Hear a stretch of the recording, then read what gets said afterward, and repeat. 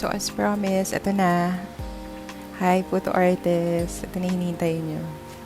So, kailangan nyo lang nung Puto butter na may color na dark pink. So, kumuha kayo ng parchment paper. And then, magdodrawing lang kayo doon ng mga ears. Ganyan. Yan lang.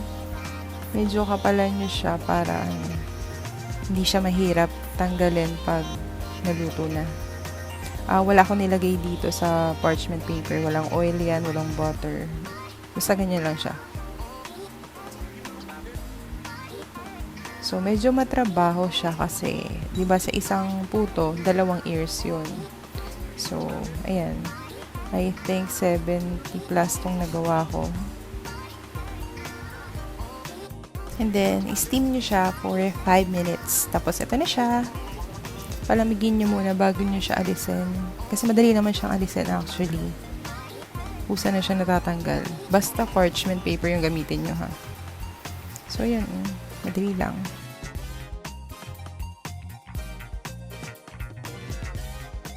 So, ito na yung kung paano ko siya ilalagay. So, mag-drawing muna syempre tayo ng baboy.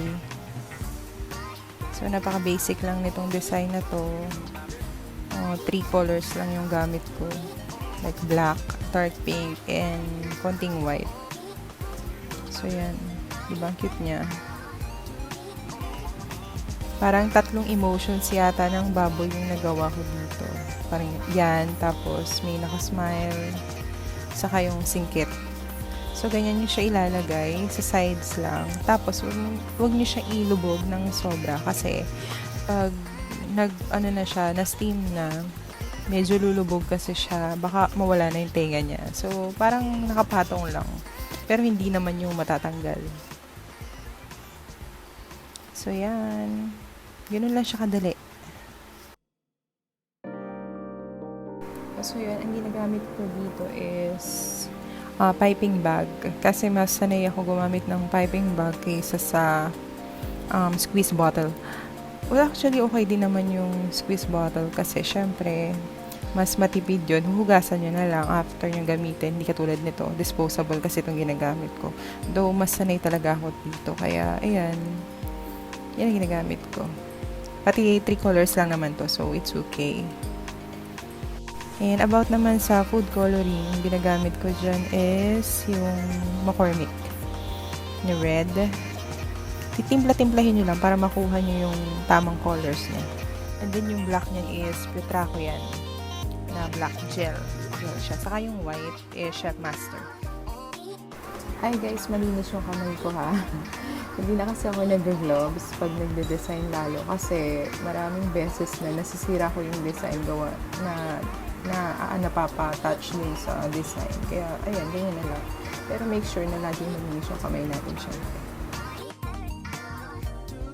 One more thing, pag ganyan, may nakita kayong mga bubbles, i-pop nyo siya using toothpick. Kasi ang pangit niya minsan pag umalsa na, nagkakaroon siya ng mga butas-butas. So, ang pangit, nasisira minsan yung design niya. Pwede nyo siyang itap mga ilang beses lang. Huwag naman sobra kasi baka bumagsak na talaga yung puto nyo. Yung gamit ko dito is medium na mold. Laging ganito lang yung gamit ko ha. Kaya lang siya nagmumukhang malaki talaga kasi kung maglagay ako sa mold is halos puno na siya. Kasi ang cute niya pag umalasa na. Ayun, mukha parang siyang baboy.